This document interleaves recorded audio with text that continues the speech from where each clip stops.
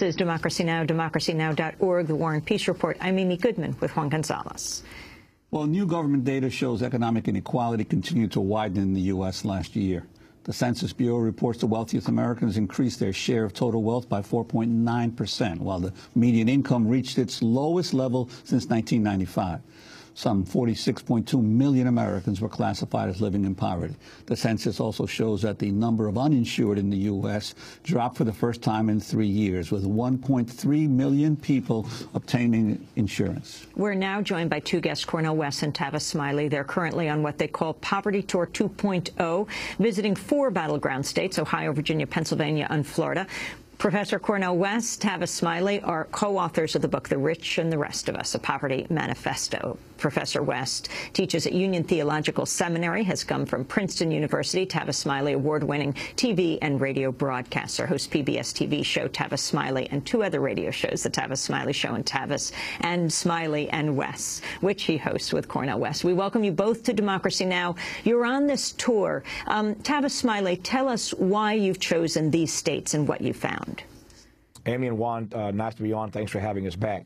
We've chosen these states, one, because it's about being at the right place, at the right time, with the right message. Last year, 9 states, 18 cities, and then another 20 cities on the poverty book tour, and now back out to these 4 battleground states, as you mentioned, Ohio, Virginia, Pennsylvania, and Florida, to try to put a spotlight on this issue. You take last Friday's dismal job numbers, Amy, you combine that with what Juan just laid out from the poverty numbers yesterday, and you get a very clear picture here. Poverty is the new norm in America. Poverty ought to be abnormal, but it's now the new American norm, and we're just trying to beat the drum, ring the bell, pick your metaphor, to make sure that between the Labor Day and Election Day sprint, that this issue does not get lost. In the last presidential race, 3 debates between Obama and McCain, the word poor or poverty didn't come up one time. Obama didn't raise it.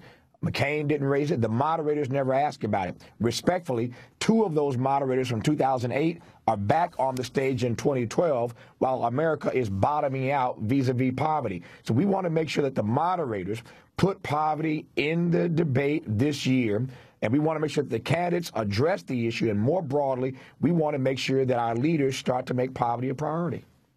And Cornel West, how would you respond to maybe some of the strategists for President Obama's re-election campaign saying you're playing a discordant note here as they're trying to focus on the middle class and to assure a victory for the president in November? No, I mean, we would say that the mendacity and mediocrity of Romney is such that it's fairly clear that Obama will win. The problem is that Obama himself, though better than Romney, is still very much part of a system that has failed poor and working people. It's fairly clear capitalism is not working for poor and working people in America, and we have to bear witness to that. We have to tell that truth. Of course, we're very sensitive when it comes to the fear of a right-wing takeover of the White House with Romney. It would be catastrophic. But as I have also noted, so far, Obama has been disastrous. And so the question is, how do we acknowledge that this suffering is real, keep track of not just the statistics, but the precious humanity of the folk who are catching hell? Cornel West, I wanted to ask you about a New York Times profile of Valerie Jarrett, perhaps the most important advisor to President Obama. And in it, they talk about a moment where she calls you up to, well, basically chew you out, to ream you. Can you explain what this was about?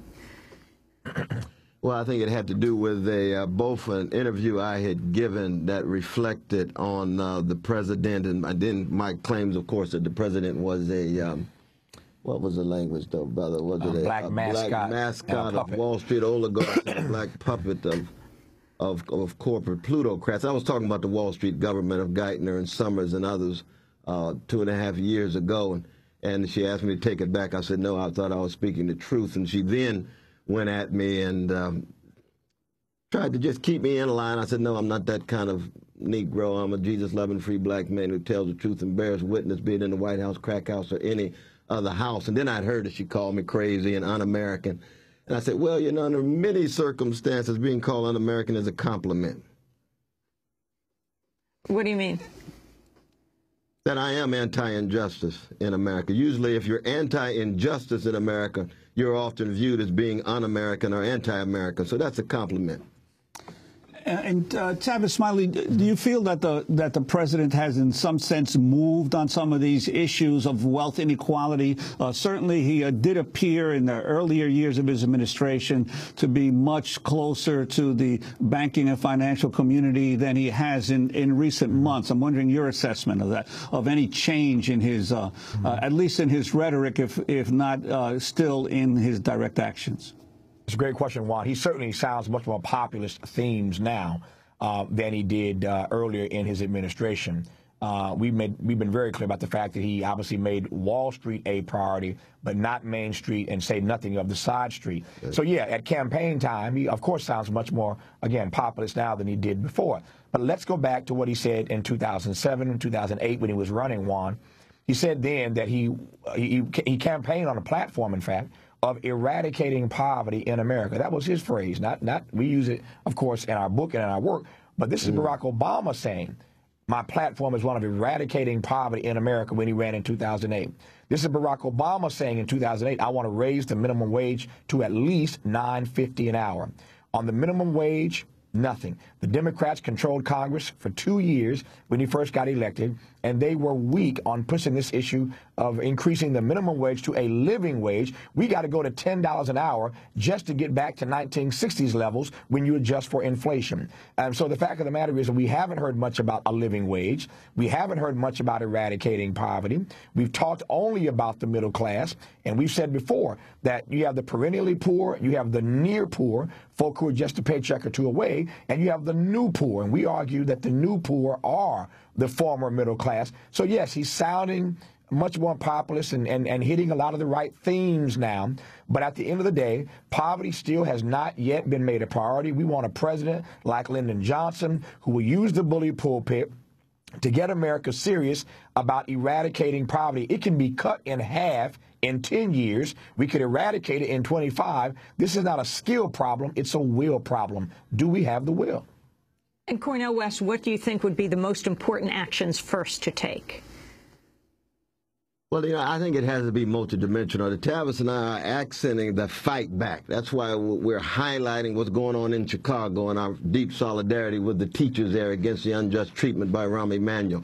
The stop and frisk that's going on, the 10,000 whistles that will be blown in so many different sites today all over New York City, dealing with the connection between the military-industrial complex, the new Jim Crow that Michelle Alexander talks about, and the treatment of our young people, and then the ways in which we can link it to quality education, quality housing, jobs with a living wage, worker cooperatives, workers having more control over their conditions of work. So this is a multi-pronged fight back that we're highlighting. So when we talk about poverty, it really is a connection to a critique of the oligarchs and plutocrats of our day and the ways in which everyday people can more and more live lives of decency and dignity. Finally, who have you been traveling with? Yes. With each other, for starters. But we've been traveling to these states with a small crew, of course, documenting what we're seeing. Last year, we went to those 9 states and 18 cities, Amy. We documented that, and it became a week-long PBS special, trying to figure out what I want to do with the footage we're collecting now. But it's important for Americans on radio and on television, those of us in the media, and that's why I celebrate what you and Juan do every day. But it's important for us to tell this story. The moderators, these 4 moderators, need to make sure that poverty is asked and debated in these upcoming debates. But those of us more broadly in the media have not done a good job of keeping these kinds of important issues front and center. So we're traveling with a small crew trying to document what we're seeing, but we're seeing all kinds of Americans who are wrestling with poverty. Well, Tavis and Cornel, we want to thank you for being with us, to stop by with Democracy Now!, their book, The Rich and the Rest of Us, A Poverty Manifesto. And that does it for the broadcast.